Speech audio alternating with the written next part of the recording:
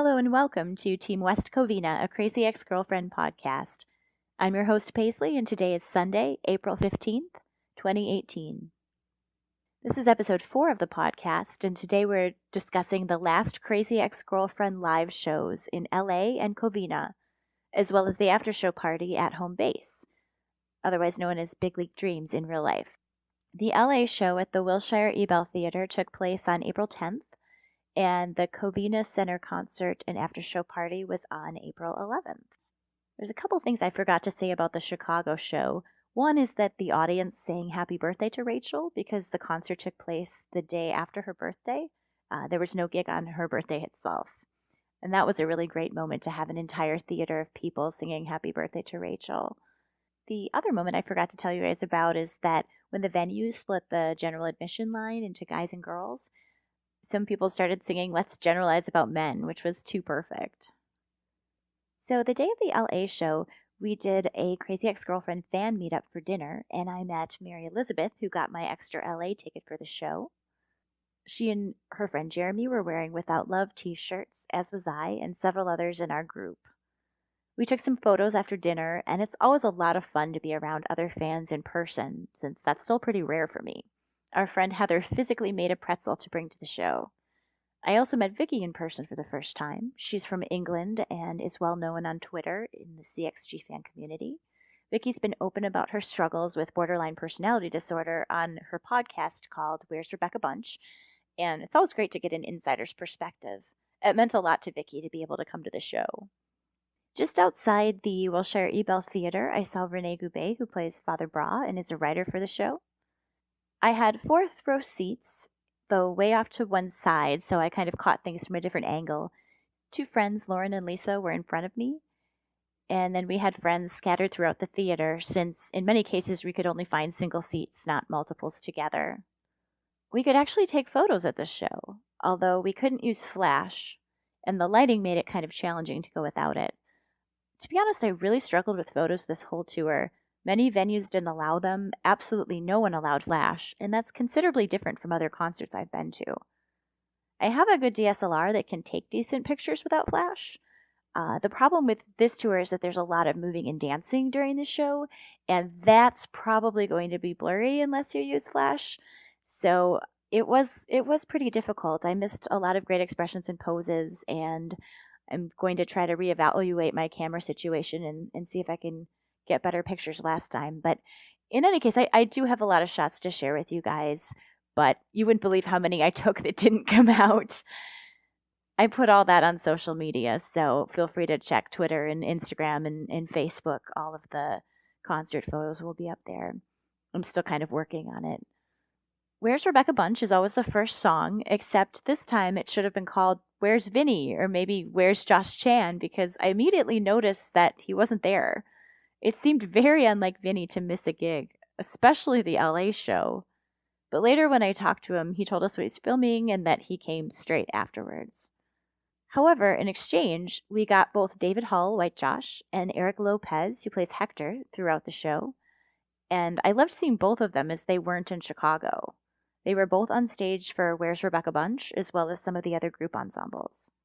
Instead of Rachel and Vinny's number, Rachel sang Sex with a Stranger solo, which we hadn't heard in Chicago. They have so many great songs to choose from, and I know Rachel had a hell of a time narrowing the set list down, so I really appreciated being able to hear at least one or two different songs each concert, though the majority of the show stayed the same. I won't talk about every number if it was similar to the Chicago show, since we went over that in the last podcast, but I'll mention what was sung. We had another solo from Rachel, The Math of Love Triangles, then Fuck Ton of Cats with the group. Rachel was wearing her leather pants and a black leather jacket. They did a patriotic pose during the pictures, among other things. After that, it was I Love My Daughter, but not in a creepy way, sung by Pete with Jack Dolgen on guitar, and Donna Lynn's solo on Maybe This Dream. They upgraded Tapped That Ass from a spontaneous rendition at the Chicago show to an actual part of the set list in LA, which was a great call. Cat Burns ran out and performed the dancing with Rachel since Vinny was still MIA. After that, Gabrielle came out, kissed Rachel, did Women Gotta Stick Together, and went all the way down first row, picking people out of the crowd to insult. I didn't know the audience as well as I did at the Chicago show, because at the latter we had hours to get to know each other in line. Then Scott sang Let's Have Intercourse to Rachel, and when they did Strip Away My Conscience, it was Kat who joined Gabrielle to flank Rachel as dancers since Vinny wasn't there. They're very good at filling in for each other. We saw that throughout the tour. One of the other unusual things about this tour was that they made an effort to have special guests at many shows along the way. Michael McMillan was a special guest in LA, and he came out to sing Tim's song, The Buzzing from the Bathroom. It was great to hear him live because he can really belt it, and this was the first time I'd seen him in person. He did an excellent job with the tragic faces while singing, too. It was like he was still in character. Michael also wore a Tim-like office outfit with suspenders. I'd heard that Tova Feldshaw, who plays Rachel's mom, was a special guest in New York. Speaking of Rachel's mom, both her parents were in the audience in LA, and at one point she acknowledged them. Then Gabrielle sang I'm So Good at Yoga, and this time when they danced in a circle around Rachel and stuck their butts in her face, at the very end, David Hull basically straddled her. Rachel started laughing. It was really funny. It seems like they do a different bit each time at the end of that song, but each one appears to be a surprise to her. One of the highlights was when Aline Brosh McKenna, another special guest, came out to do the Jap Battle rap with Rachel. I first saw the two of them perform this on video a few months ago, but kind of thought it was a one-off. It was a lot of fun to see it in person. It's got this ironic energy because Rachel and Aline are best friends in real life, yet play enemies in the song. Scott and Rachel sang and danced the Horny Angry Tango. Adam Schlesinger sang What'll It Be? And Pete sang Getting By.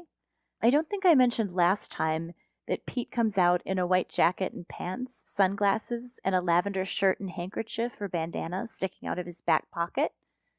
The colored handkerchief is a signal used in the gay community, especially in the 1970s. It basically indicates what you're looking for, what you're interested in, as well as what you are. So Pete was wearing it on the right-hand side, indicating that his character Daryl is a bottom. Big surprise there. According to the LGBTQ wiki, a lavender hanky means he likes cross-dressing or gender play. I can see that.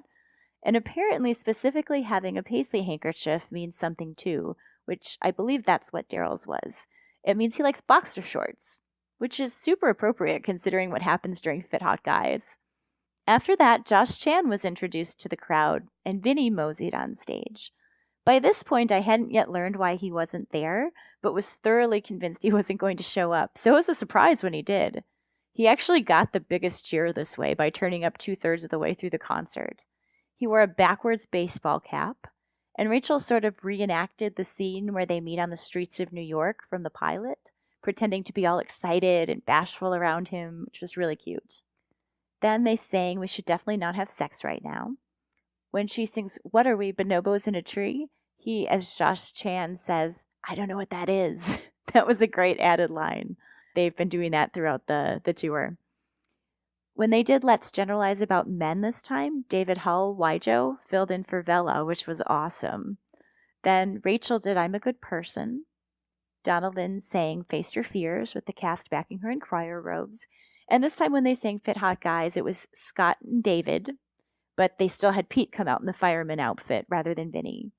I don't recall exactly how they got on the Smash Mouth thing, but had heard that at a different show, the audience had shouted for Smash Mouth during the encore or something like that, based off a quip Rachel had made. At the LA show, this got brought up again, and somehow led into an audience sing-along of All Star, which really tickled Rachel, as she said she was listening to that song while on her way to pitch the pilot of Crazy Ex-Girlfriend. So it was kind of like another full circle moment. It seemed like she was having a lot of those during the tour. There was also a guy in the audience that she let sing into the microphone for a bit because he knew all the words to All Star and had it down. One of the new songs that they hadn't sung in Chicago was Friendtopia, with David Hull as Bella again. Then they did You Stupid Bitch and Heavy Boobs at the end. So immediately after the LA show, Eric Lopez, who plays Hector, came down to talk to someone he knew just a couple inches from us, and he was about to go back up the stage stairs, but we made eye contact and it seemed like it might be okay to ask for a photo. He was very accommodating. Heather and I got a photo with him, and our friend Lisa took a photo. Eric looked great, has a great smile, and it was really nice of him to take the time. I had no idea what to expect when it came to meeting the cast members, and it really all blew me away. I didn't even know how many I'd get to meet, and there were really so many people there from the show in LA, even more than in other places.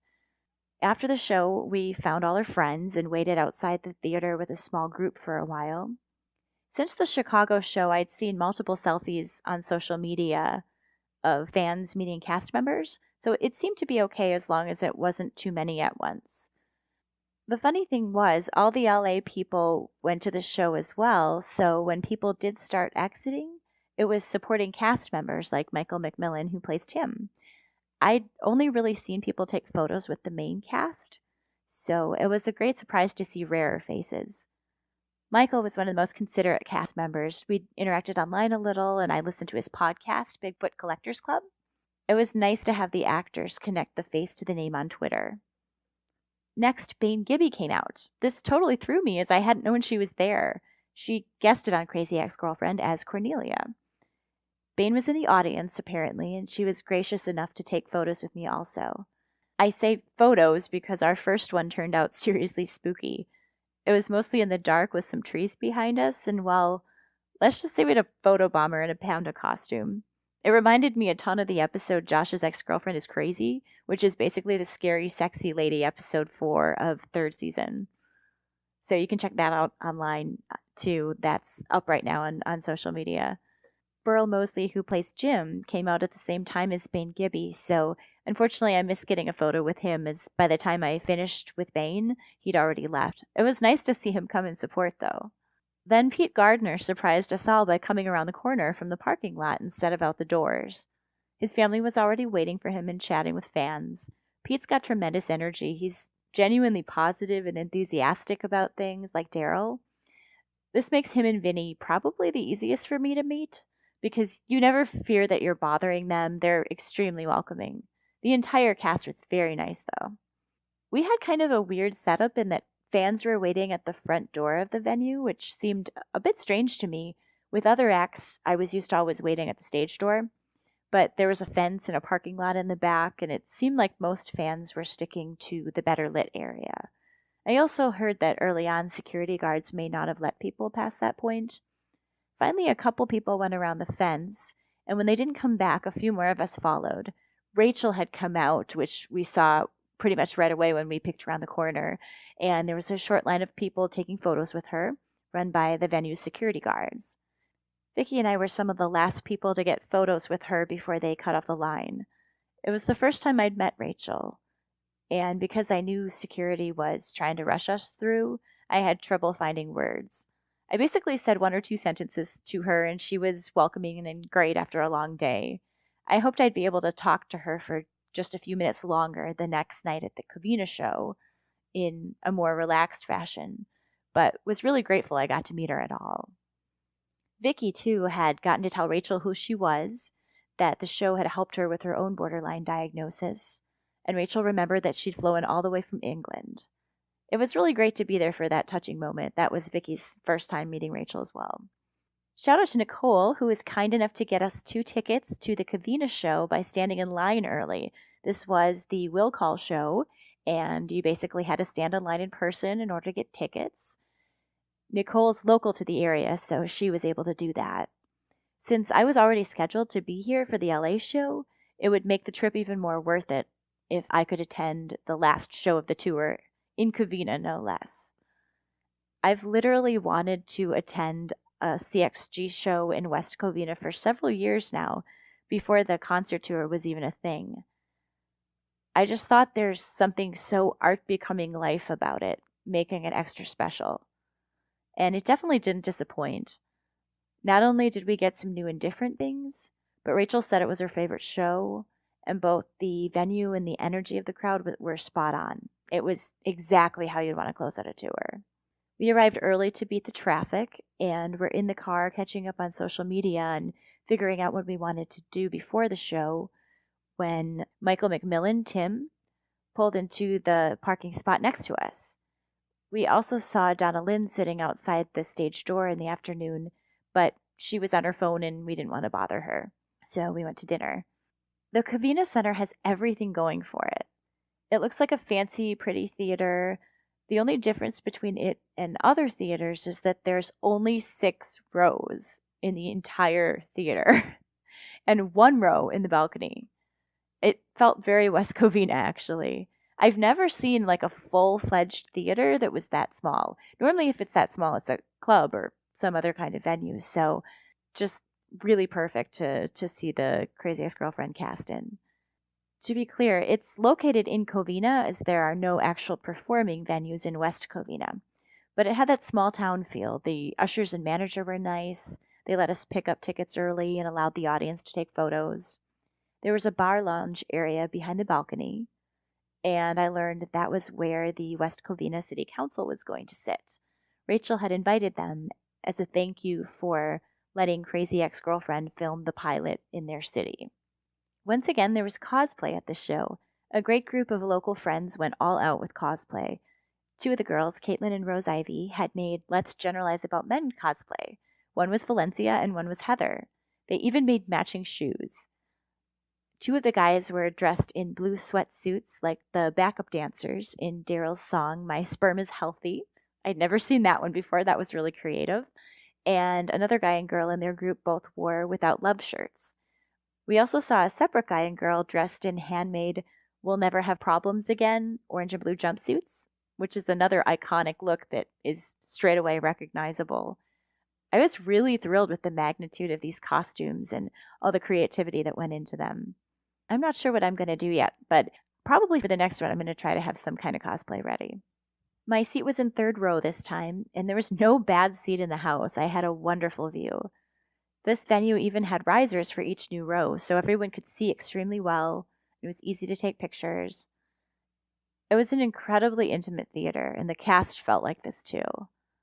Gabrielle was live streaming for Instagram, and it kind of made me laugh because it reminded me of Valencia. David Hull, surprisingly, wasn't at this show, but Eric Lopez was still there and came out with them for Where's Rebecca Bunch and other songs.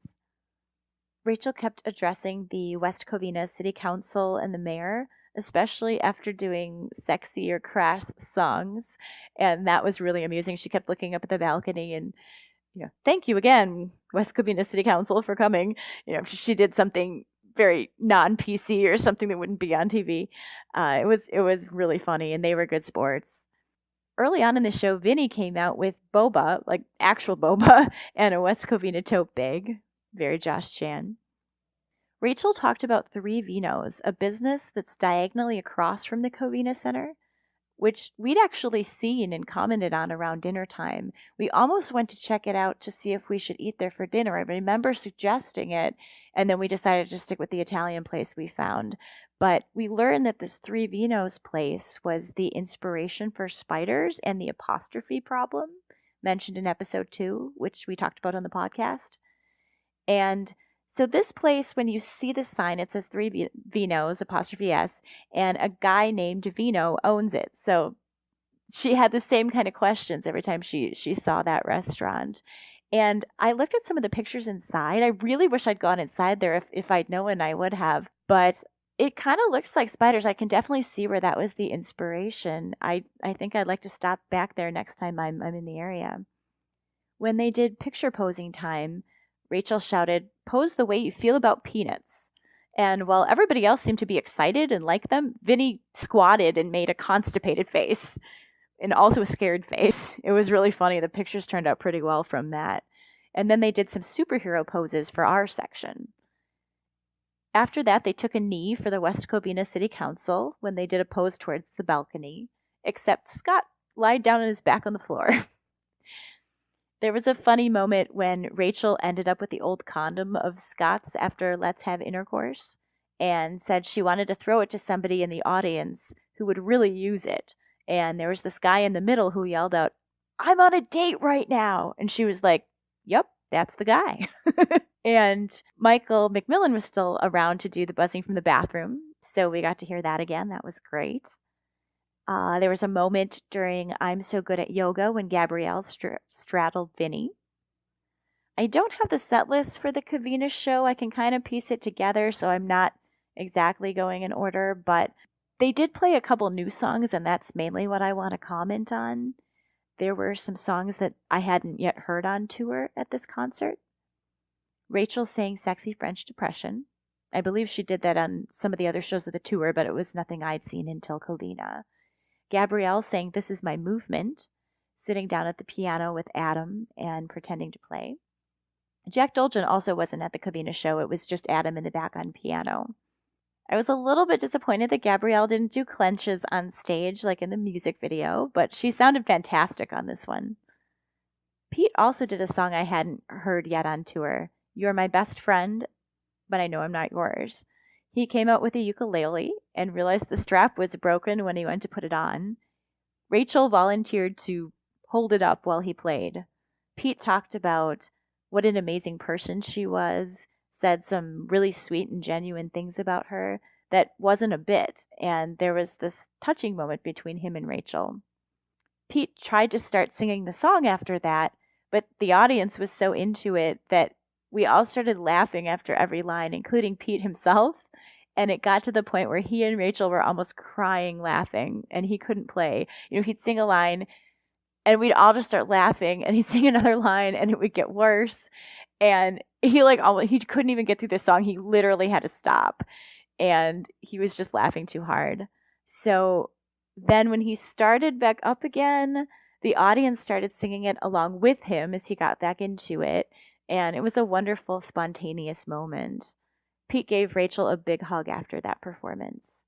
It's moments like those that I love because they don't happen at every show. They're spontaneous and unpredictable, and they're really genuine. It was a genuine moment between those two. There was also a really touching moment between Rachel and Aline right before Jap Battle Rap.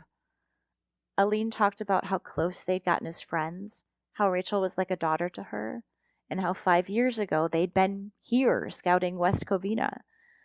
Aline showed the audience a photograph of Rachel messily eating pizza in West Covina as they were working on the pilot.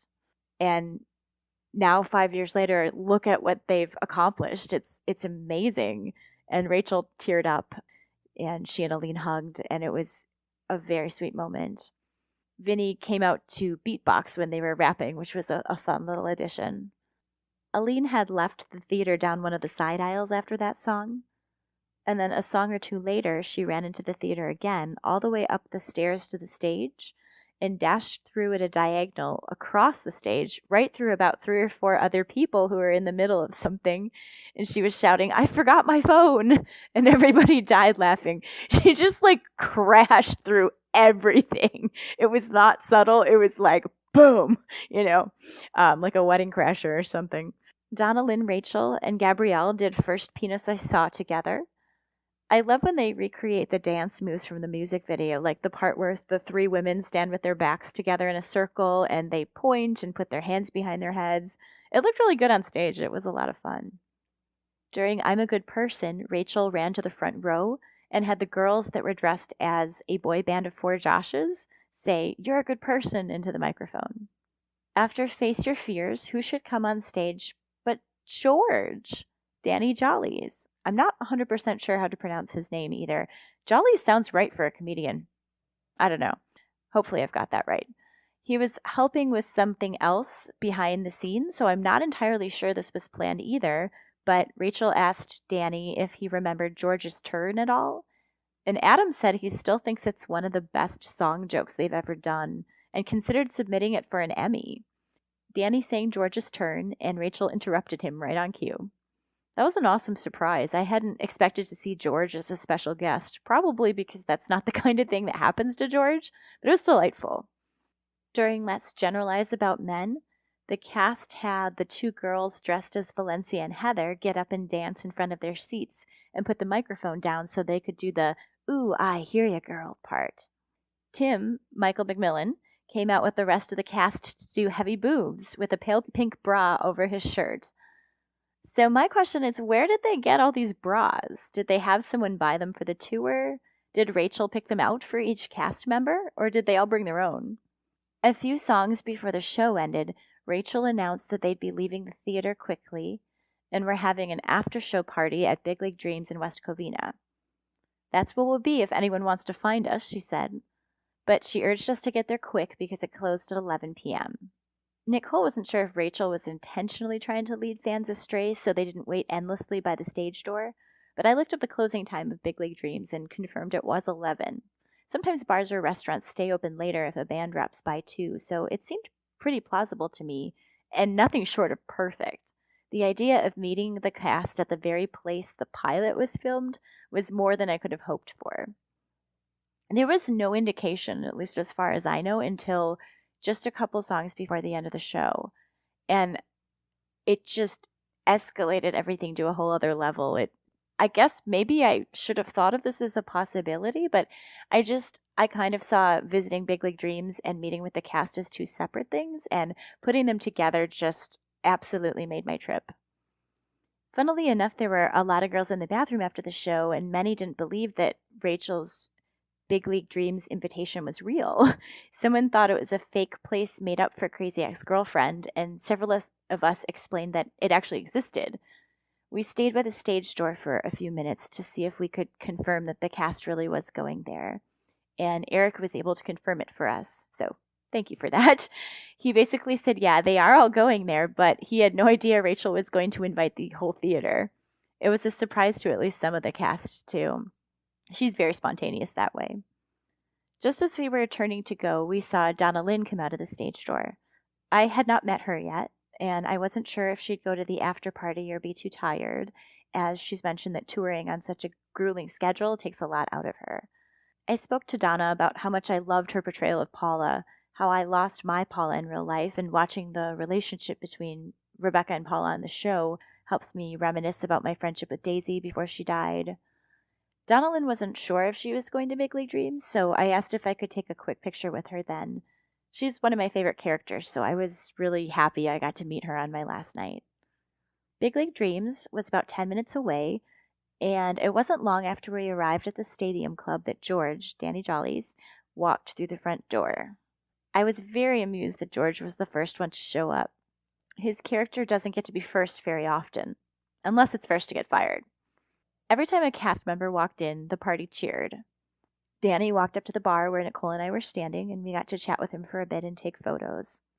Rachel rolled in not long after that with several people behind her. She and other cast members, friends, and family took a small table in the back, and we all let her sit down, take a break, and visit with the people she knew for a bit. Nobody went up and bothered her immediately, as far as I could tell. Eventually, she and fans started milling naturally. In the meantime, Nicole went up to talk to Scott Michael Foster, Nathaniel, while I chatted with Adam Schlesinger, who's done several other projects I'm a fan of. I had a good talk with Adam about a couple different things and was happy I got the chance to do that. Then I checked back in with Nicole, as she was going to have me take a picture of her and Scott, and I did the same afterwards. He was a very nice guy, very chill. After that, Josh Chan was in the house. Vincent Rodriguez III entered, and a small cluster of people formed around him, making a loose line. I got to chat with Vinny for a while, and we had a good talk. I feel like I talked to him for a while and learned a lot of things. I told him I'd seen him at the Chicago show, and he recalled that. Also, the boy band made up of four Joshes cosplayers were literally missing one person to make four. There were only three of them at the show. So Vinny became the fourth Josh for the photo. It was too good.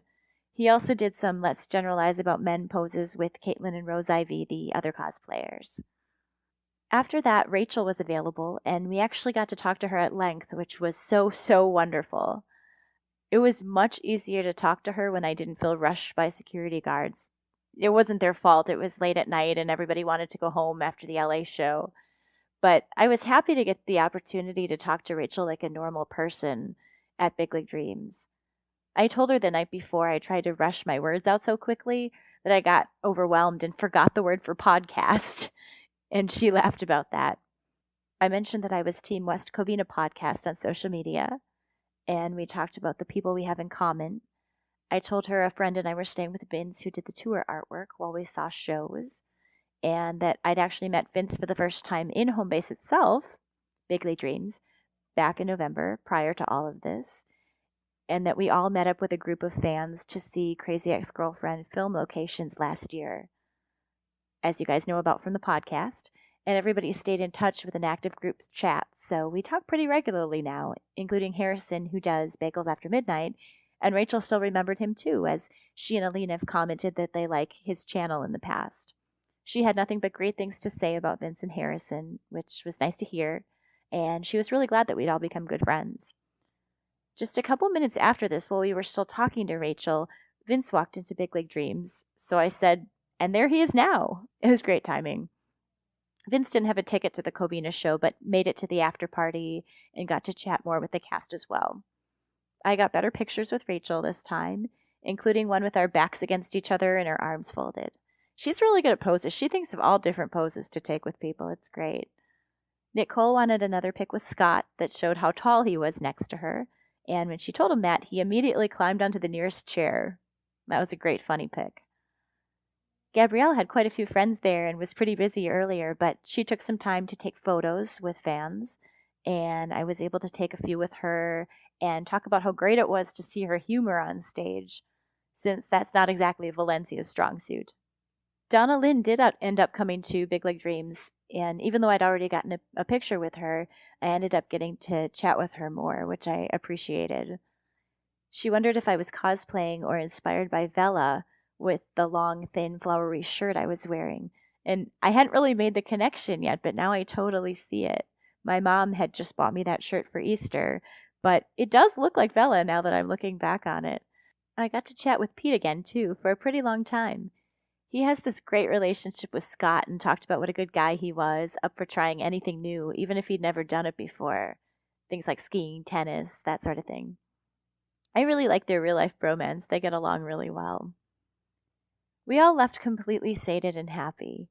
Rachel had the right idea about how to please everyone and celebrate the end of the first, but not the last, Crazy Ex-Girlfriend tour. It worked for cast, it worked for fans of the show, it worked for Big League Dreams, who got our patronage and whose staff was super patient and welcoming to all of us.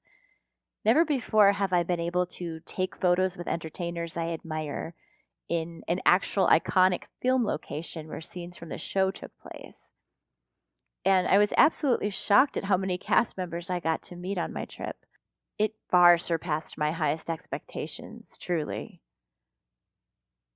I'd still like to meet Bella Lavelle, David Hull, Jack Dolgen, and Kat Burns, among others, someday, but I went home completely satisfied. I never in a million years would have thought that I would have gotten to meet that many cast members. If I'd just gotten to meet, Rachel, Donalyn, and Pete after the show, or, just a few of them, I would have been happy with that. That's all I really hoped for.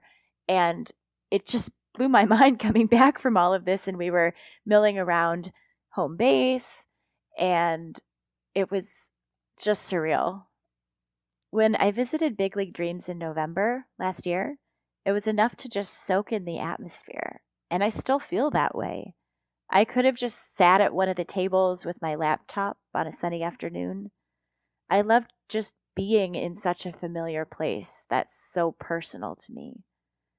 I never thought of the cast members being there at the same time. I didn't even think I'd make it back to the restaurant on this trip, since this all happened on weekdays and I had to get back to work. So this whole trip meant a great deal to me, and everybody's been so lovely online afterwards, and I'm just very grateful for all of you in the extended CXG family. Thank you, thank you, thank you. It was a fantastic trip. And I really hope that everyone gets to experience the equivalent at some point. That's the thing about these tours. It's kind of unprecedented for the cast to be going out and doing these things, and our fandom is getting to experience them for the first time. And they can provide the highest highs and also stressful moments for some people. They can bring out ups and downs and anxieties about speaking to the entertainers that people love so much and that mean so much to them. And there can be the anxiety of whether or not they're going to be able to meet someone after a show, whether or not they're going to be able to get tickets for a concert, where those seats are going to be, and just the whole fandom reacting to the tour. It was like a wave online. So much was happening all day, every day for those couple weeks that the tour was on. And well, I'm really excited, and I can't wait for them to do more tours. And I think, as far as I can tell, overall, the cast had a really great time. And while traveling is always hard on them. I think they all seem to really enjoy the shows.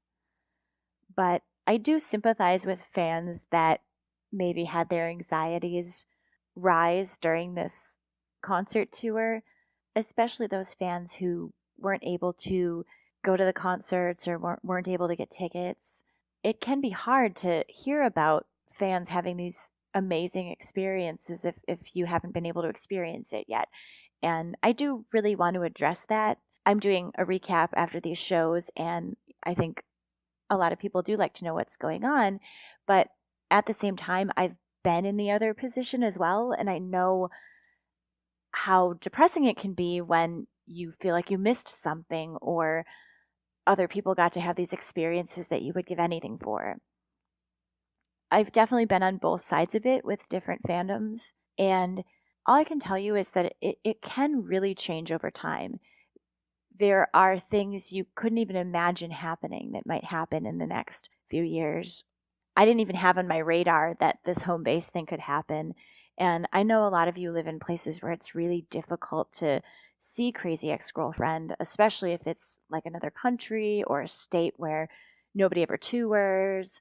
And I guess I would just say don't give up hope, because I remember being in other fandoms where, say, some musicians never came out and toured anymore. And everybody knew that, oh, this musician or that musician never goes on tour. You're never going to see them in person.